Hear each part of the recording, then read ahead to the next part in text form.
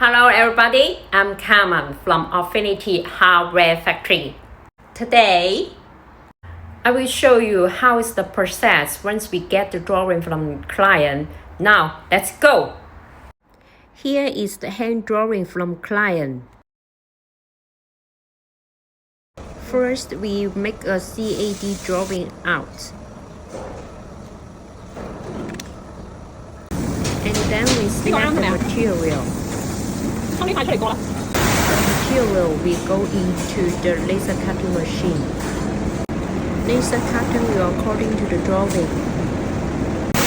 After several minutes, the material comes out. So next step. Here is digital bending.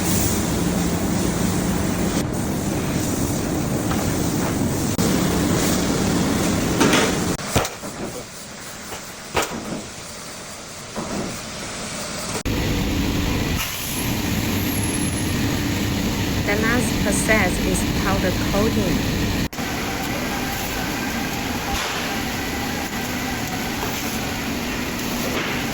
Thanks for your interesting. Bye.